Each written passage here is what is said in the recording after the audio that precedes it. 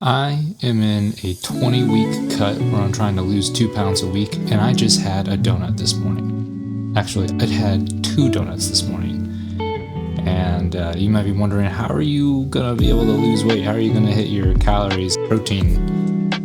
Today, I'm going to show you exactly my plan to still hit a calorie deficit and a decent amount of protein while eating donuts for breakfast. Good morning. Welcome to week 14. I think it's week 14. I'm starting to lose track. It is day 1. It's push day, heavy push day. It's always a fun day. We have bench press. Let's see. What else do we have? Shoulder press. That's seated shoulder dumbbell press. We have weighted dips. We've got side lateral raises. And then we finish with tricep pushdowns. That's the workout for today. And what we're going to talk about is just like some general nutrition guidelines around how to make sure you're still eating fun and yummy food while in a calorie deficit to help you actually hit your goals. So not every day has to be super stringent, only protein, blah, blah, blah, blah, blah, do this. It's really important that you eat things that you enjoy along the way. And so it's a little bit clickbaity, but I just wanted to say I had donuts this morning, and I'm going to show you exactly what my plan is for the rest of the day to make sure that I maintain my calorie deficit and a decent amount of protein. So it's not complicated, and it's not like, oh, I'm going to be eating anything and everything I want. Just want to talk about how I maintain a realistic outlook on my calorie deficit and food while I'm in a cut. Let's get to it. Make sure you stick around. We will do our daily check-in where we talk about our calories for over the weekend and our average weight from last week and our weigh-in this morning. And I'll also do a physique update at the end. We'll do some posing so we can compare that from week to week as well. All right, got our typical warm-up today.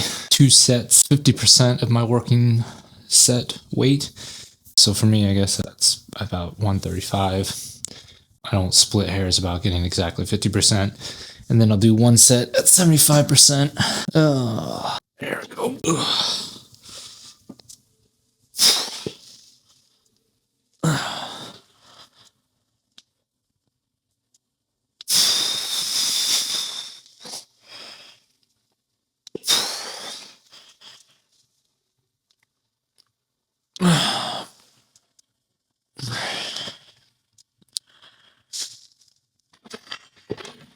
So let me start off by saying I don't just eat whatever I want and whatever I feel like and gauge it.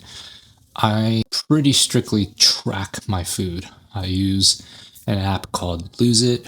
It's very similar to MyFitnessPal and a bunch of these other nutrition, calorie, macronutrient tracking apps. And I have found for me, that's really the only way that I can be consistent for a diet or for a calorie restriction.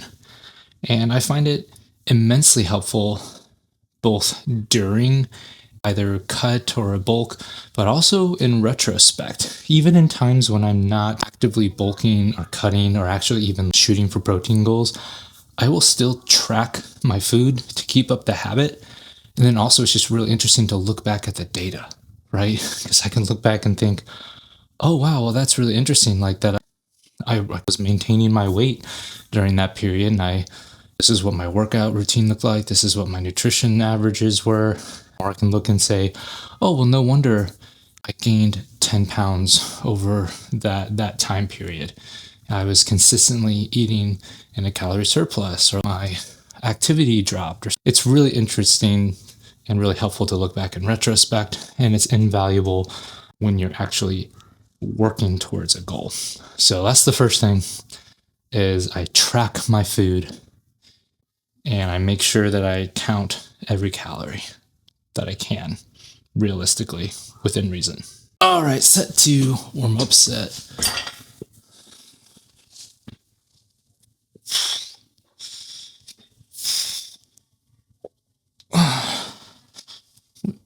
Am I recording? Yep.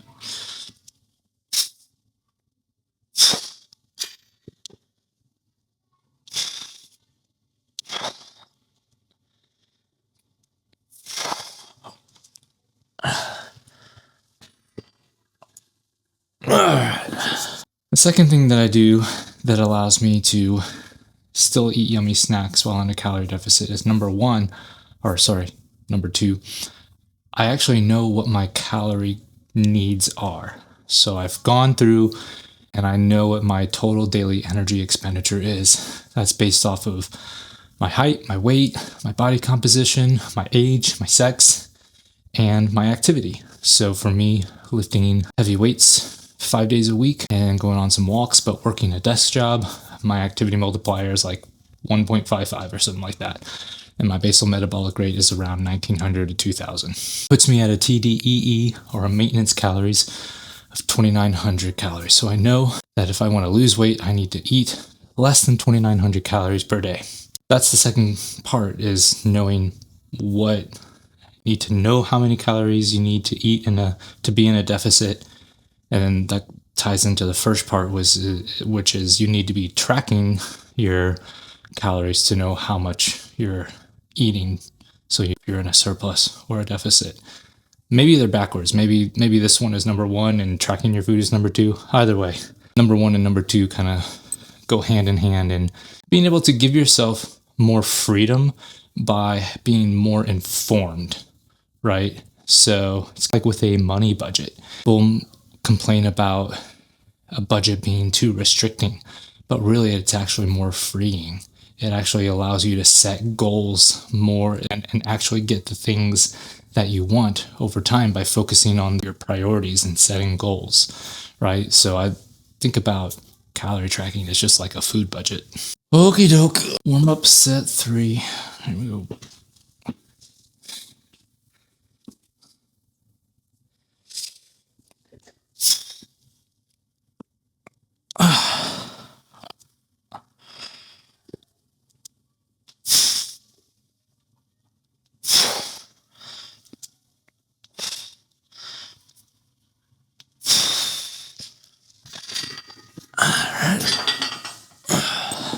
Number 3 tags right onto the end of number 2 and number 1. You're tracking your calories. You're making sure you're in a calorie deficit or surplus. But you're also shooting for a certain amount of protein. It's usually based off of your body weight. An easy rule of thumb is 1 pound of body weight. 1 gram of protein for every pound of body weight. So if you weigh 200 pounds, shoot for 200 grams of protein. You can get more nuanced with it. I like to go based off of body fat percentage, if you know what that is for yourself. So if you have your actual lean body mass, so for me, it's probably somewhere around 160 pounds, 155 to 160. Then you can do, I forget what the actual number is, 0.6 to 0.8 grams of protein for every pound of lean body mass. So that's where I get my 180 target. If I get more, great. If I can hit 200, chef's kiss. But it's okay if I get a little bit less. If I get 160, that's fine as well. But I'm trying to not get any less than mid hundreds, trying to get enough and shooting for 180 grams.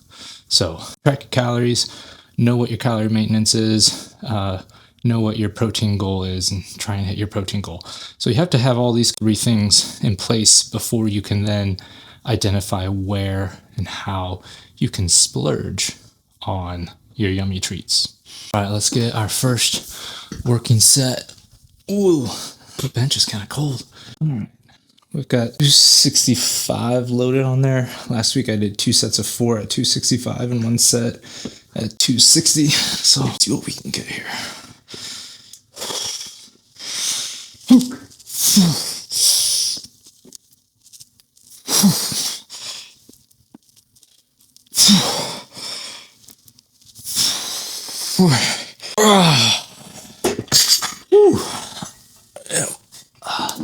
That's heavy.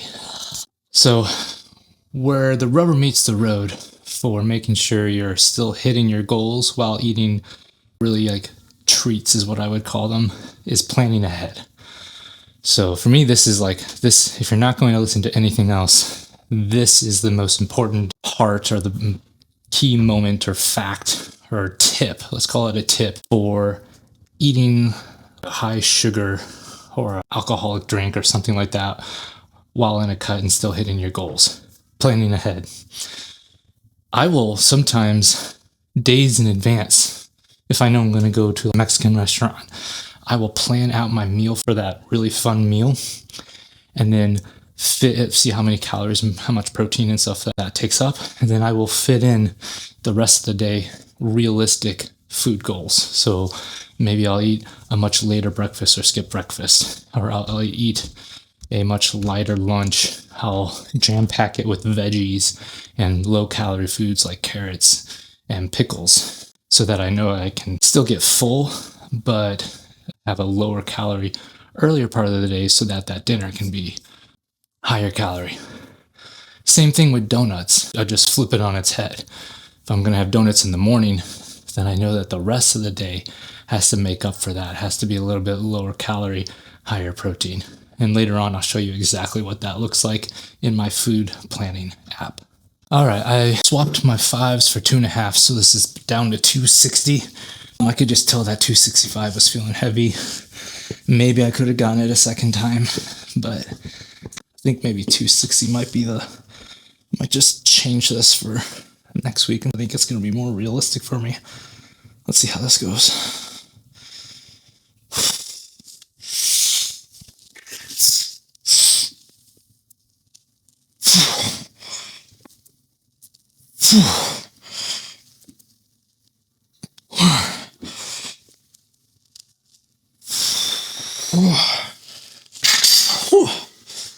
All right, so let's look at the app. Let's look exactly at what I mean when I talk about planning ahead in advance. You can see this morning I already had my coffee, or I'm still having it, and then I've got donuts, 2 donuts. Originally, I planned on just having 1 donut. Apparently, I'm incapable of saying no to a second donut. So that is a terrible breakfast, let's just be honest, as far as protein goals go. 14 grams of protein for 600 calories, not so great. And my goal is to, during the week, be at 1,600 calories so that I can average 1,800 for the rest of the week. That leaves a little bit of room, a little bit of extra breathing room on the weekends. I also shoot for 10 grams of protein for every 100 calories. So if I'm getting 1,600 calories, I like to get 160 grams of protein. So you can see that's what I've got here. Here's how I'm planning on doing it. I'm planning on having chicken noodle soup for lunch. 2 cups should be plenty, with some high protein, low fat yogurt and these little kind of like Slim Jims, but they're a little bit more healthy. And then for dinner, I'm going to have some chicken enchiladas with some egg whites for added protein and another low fat, high protein Greek yogurt. I'm planning on having some gum throughout the day to help me avoid snacking on foods unnecessarily. And then I'm going to plan on having a David bar at some point throughout the day, maybe probably in the mid-afternoon, to tide me over and help me get in higher protein goal. So not my best, there's days I've had a video where I get 200 grams of protein with only 1,600 calories. So obviously we're not hitting that, but for having 2 donuts in the morning, this is going to do well. Hopefully I can stick to this plan. Now that's another part, right? You can make plans, but sticking to them is another thing. And things always come up. There's always, you need to plan for eventualities and be able to adapt. And that's something else I'll talk about, is being able to adapt when things go sideways or when your discipline breaks down and that kind of thing. Last set of bench press, let's see, even 260 was feeling difficult at 4 on the last one. Let's see if we can get it on this last set.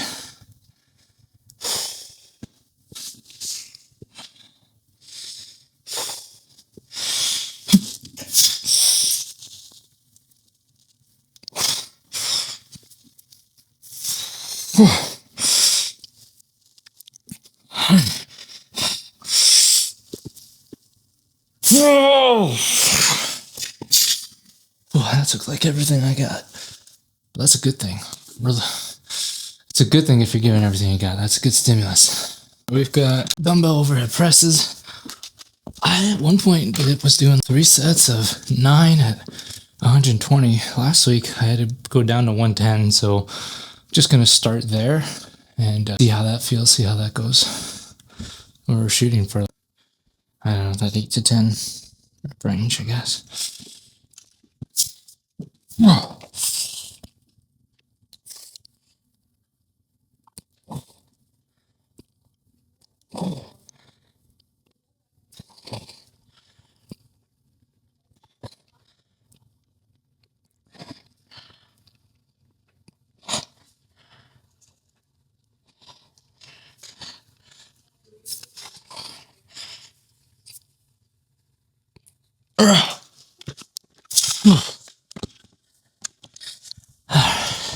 So I compared calorie tracking to making a financial budget earlier. You could even just call it like a food budget. And the budgeting app that I use is called YNAB, which stands for You Need a Budget. I love it. One of the things I love most about it is that it's not just a piece of technology, but it's more of an approach to budgeting, a strategy. Part of that strategy is their rules. And so I follow that unintentionally with my food tracking. Give every dollar a job. I have a budget of calories and I plan for every calorie that I have available that day. Another one is plan ahead or something like that, right? Plan for rainy days. So I will look ahead. If I know I'm going to have a high calorie day, I'll make sure I have lower calorie days earlier in the week. Or same thing within a day. If I know I'm going to have a higher calorie meal, I have a lower calorie meal earlier in the day. So the last rule that I think is really helpful to keeping a realistic approach is roll with the punches. And that's just talking about being adaptable to things that come up that you might not plan for. So that would be really hard on a day when I already have something like in planning, I already had my donuts. So if something unexpected came up, I don't know, I went out to eat and they didn't have a great option or something like that, you can always just like buckle down and just like grit through it and say, oh, I'm just gonna get ice or I'm gonna get a salad or something like that. But I like just thinking about it again as being adaptable, as saying, what happens if I do have 1,000 calorie meal right now? What does that do to my day? It takes my day from 1,600 calories to 2,600 calories. Well, my maintenance calories are 2,900. I'm still in a deficit. It's a modest one, but I'd still be in a deficit. That wouldn't be the end of the world. And then if I want to shoot for 1,800 calorie average for the week, if I have one day that's 2,600 calories, what does that mean for the rest of my week? Well, it means if I want to average 1,800 calories over 7 days and one of them is 2,600, I probably need to have some even lower calorie days. I don't know exactly what the numbers would end up being, but by framing it this way and framing it, number one, over a whole week, it gives a little bit of adaptability for things that do come up. Inevitable things like holidays, birthday parties, happy hours at work, like these sorts of things that aren't really the best for your weight loss goals. Of course, you can always plan ahead for those sorts of things. If you know you're going out to eat, look at the menu ahead of time. Find something that's high protein, low calorie. You can try and do that. But at the end of the day, you know that you're not going to be able to execute perfectly, and that's okay. You can adapt to the changes as needed. All right, let's get the second set of these dumbbell presses.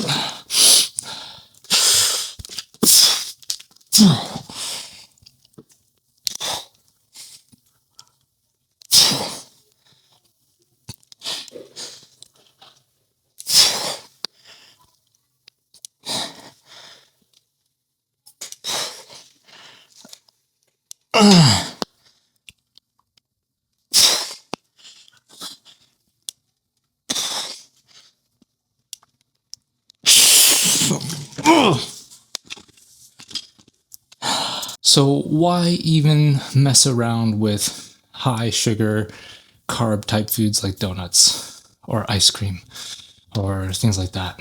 And I would say for the psychological component, when you are in an aggressive cut, your discipline and your motivation wears down over time. I'm in week 14, guys. It's getting hard to only eat 1,600 calories. But if I am not only eating chicken and rice and salad every day, if there are some pleasant snacks and treats sprinkled throughout there, it becomes easier to deal with, right? It bends off a complete breakdown and a binge. So that's within a micro kind of day. You can say, oh, well, I had donuts. That was nice. Remember when I had donuts, but I still hit my goals? That felt good. And then now I can be like, I don't need to have donuts for a while. I had them. So that can work. Just having one treat one day, that can work. But then what I did a few weeks ago is I had a diet break at my halfway point. So in week 10 of my 20-week cut, I just said, screw it. It was Christmas week, so I'm just going to have a diet break. I'm going to have some higher calorie days and screw it. And I didn't go hog wild. My average calories for the week were still 2,600 or something like that, 2,700 something. It was still a couple hundred calorie deficit on average for the week. I had a couple of really high calorie days, 4,000, 3,000, but I was able to rein that in, average it out with some lower calorie days on the either side of it. But that diet break plus a deloading from my workout at the time helped me come into week 11 feeling much more motivated. And then in week 12, I hit a bunch of PRs back in this gym. So having a diet break can really just give you more mental strength and fortitude to do a longer cut. And there are research studies that prove that dieting and restricting calories for 2 weeks on and then just doing maintenance calories for 2 weeks can give people a much better adherence to their calorie goals over the same amount of period.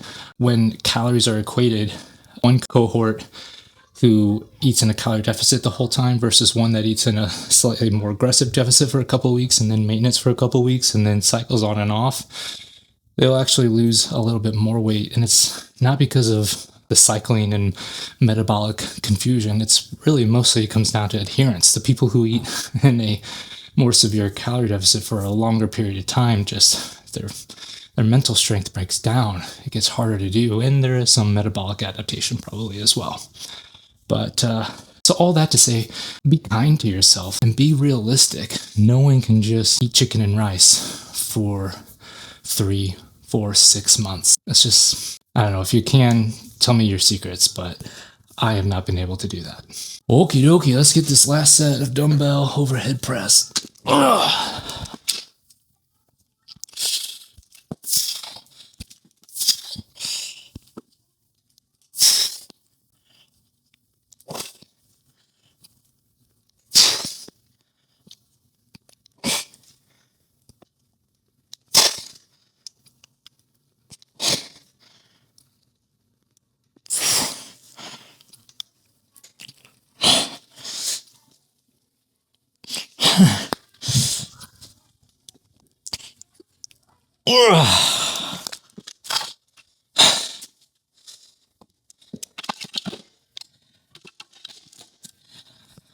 All right, we've got weighted dips. I've got 80 pounds loaded on here.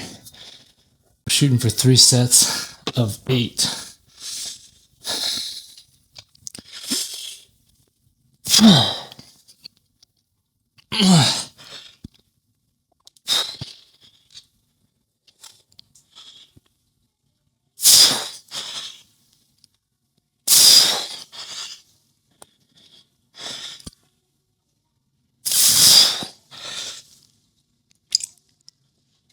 All right, this is important.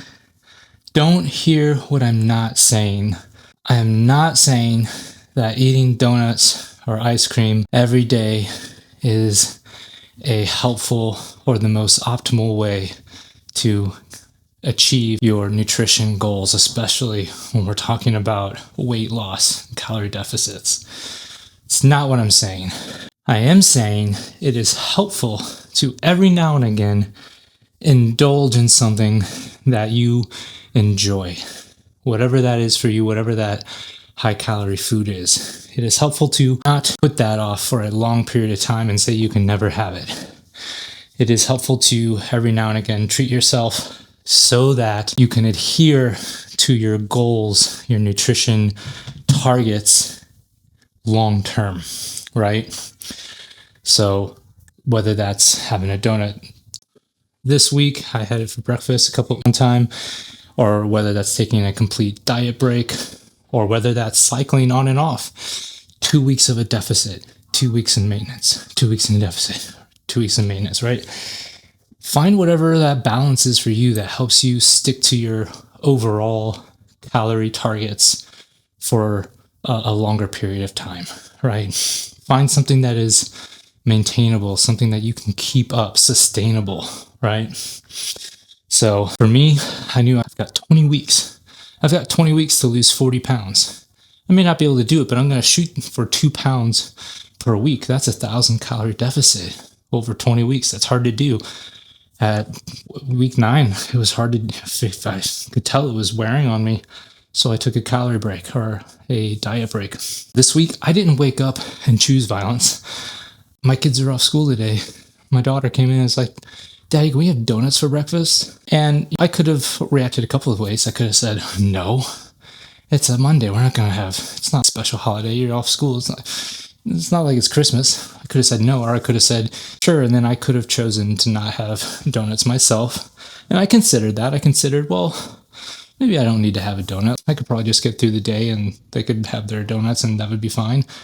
But then the more I thought about it, it's like, you know what? It's been a while since I've had a treat. I think maybe it would actually be good for me. So I made the conscious decision to go ahead and have a donut. Now, the second donut it's not really like a premeditated thing. That was like an impulse. But what I did was I rolled with the punches. I made a plan for the rest of my day, and I'm going to try my best to stick to that. And hopefully that's going to give me a better success rate over this next week and the coming weeks. All right, second set of dips.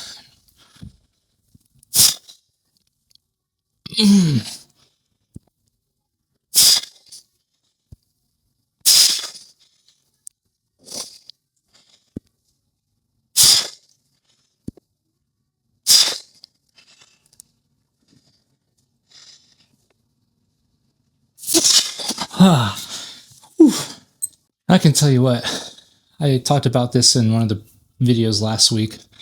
It's becoming more unrealistic for me to hit the full 40-pound weight loss as I get closer to the end of my timeline. I'm realizing to get down to 170 might not happen. And you know what? It's not the end of the world. It's not like I have some bodybuilding competition or anything like that.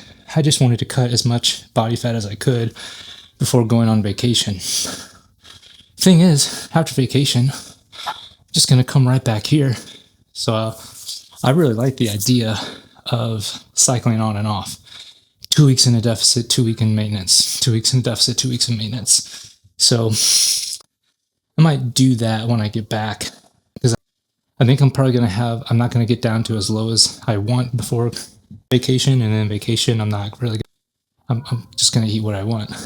So I'll probably have, I don't know, I anticipate at least 5 or 10 pounds to lose. So I might try and do that over a longer period of time while doing that kind of cycling on and off and see how that goes. I don't know, I may change my mind in 6 weeks. We'll see. 6 weeks, 8 weeks. That might be 8 weeks from now, but have you done that before? Have you done the cycling for 2 weeks on, 2 weeks off? Or have you done we talked last week about the mini cuts within a bulking phase? So bulk for 6 weeks and then aggressively cut for 2 weeks, or bulk for 8 weeks and then aggressively cut for 4 weeks. Have you done something like that before? And how has it worked for you? Because I have not, but I think that those are the next type of plans that I'm interested in trying out. And so if that's something that you all are interested in for the next playlist, after this 20-week winter cut ends, whatever, so it'd be like whatever my springtime routine is. Let me know if you have a preference, if you have something that you'd like to see play out in real time, day to day, week to week. All right, last set of dips. Here we go.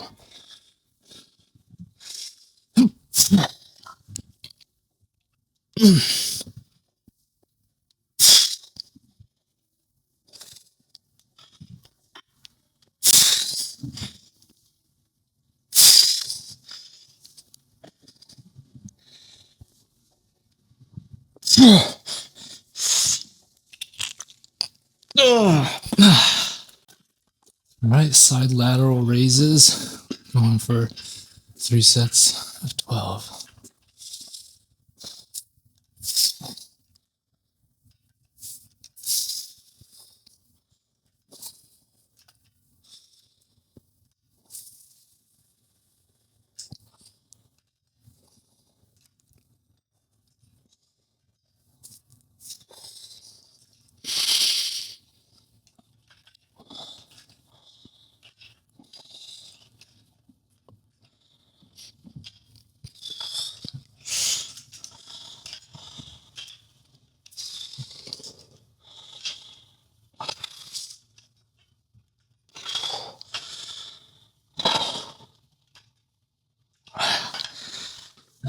All right, so let's do a quick recap. Let's see if I can remember all the things that I said. If you want to be able to eat donuts, or maybe what I would reframe it as, if you just want to be able to be a normal human being and enjoy some foods every now and again while still being in a calorie deficit, these are the important things to try and do or try and think of. Track your calories. I recommend a calorie app, Lose It or MyFitnessPal. Know your maintenance calories. Know your protein target. Obviously, within there, be in a deficit. What were the other things that I said? Roll with the punches. No, plan ahead.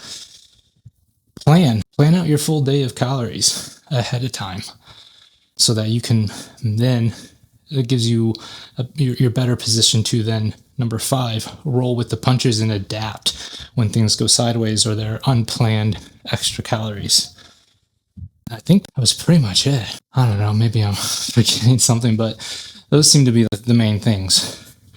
Know what your maintenance calories are, track them, hit your protein targets, plan ahead, but also, and be adaptable within the time frame of a day, but also think of it in the time frame of a week. You have a week to average out your calories. Use that to your advantage. All right, second set, lateral raises.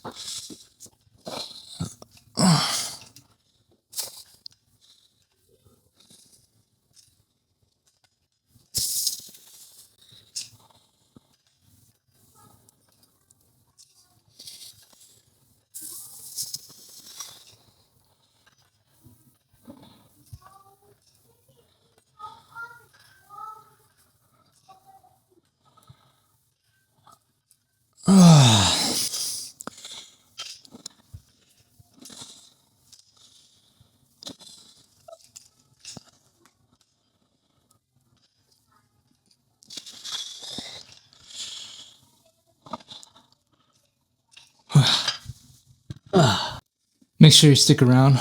We will do our daily check-in where we talk about our calories for over the weekend and our average weight from last week and our weigh-in this morning. And I'll also do a physique update at the end. We'll do some posing so we can compare that from week to week as well. As always, if this has been helpful or intriguing or motivational or depressing or confusing, whatever it is, if you've had some kind of reaction, we'd love to see that, and a like or a dislike or a comment or a subscribe. It helps me know what kind of content you all find helpful or not. Thanks. All right, last set, lateral raises. Excuse me. My burps taste like donuts.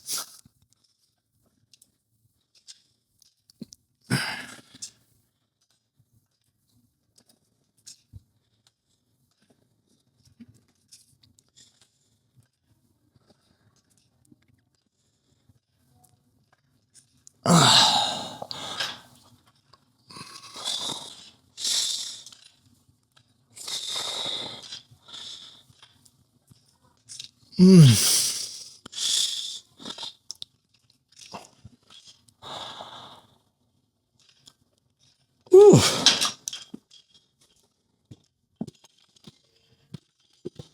All right, let's see if we can get a quick check-in before we finish up with tricep pushdowns and then do our posing.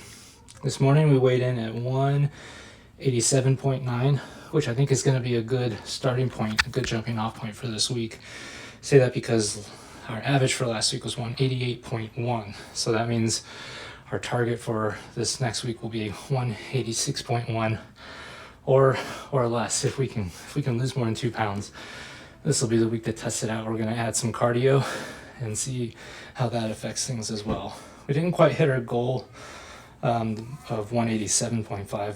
That would have been 2 pounds, so we only lost 1.4 pounds. So that's still over a pound, almost a pound and a half. It's not too far off our target, but we do have some ground to make up in this week and the next 6-7 weeks if we're able to. And if not a big deal. We'll just come back after vacation and get back to it. But that's what we need to do if we want to hit our goals. We'll come back to today. Actually, let's go back to our average real good.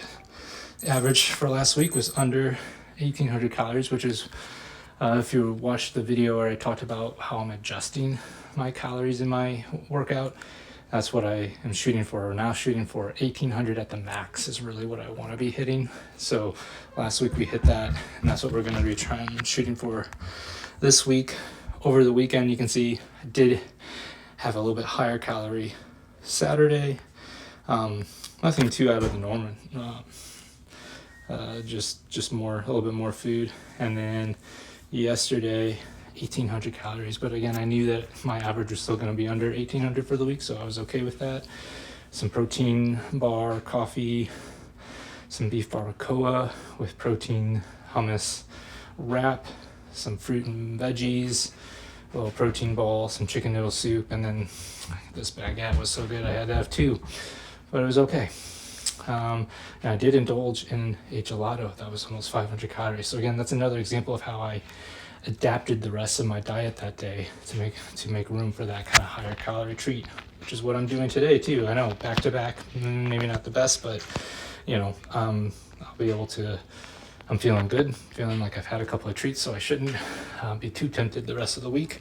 We did have those 2 donuts that we talked about, and moving forward with the rest of the day, we're adjusting for a lower calorie lunch and dinner, and that's the plan for today and for the rest of the week.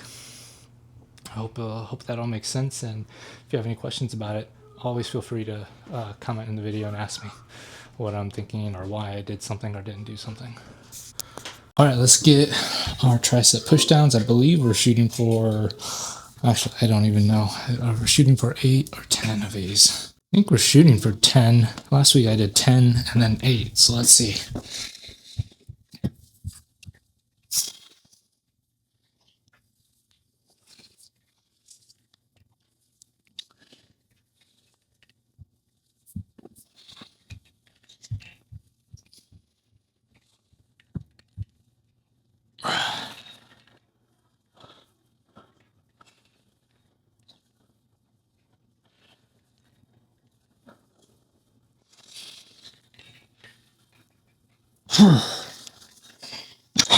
All right, last set.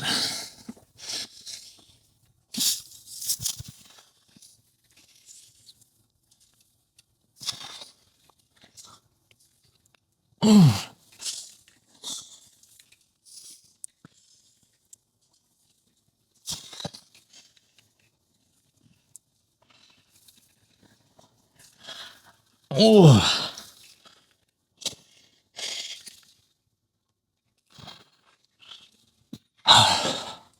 All right. Pose down for week 14.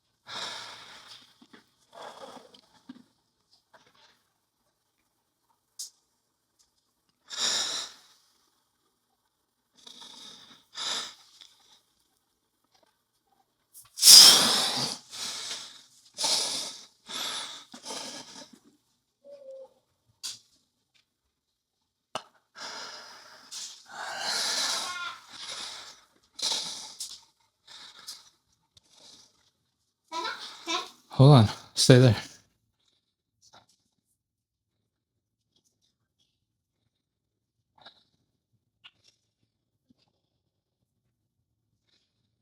All right, I think that's it for today.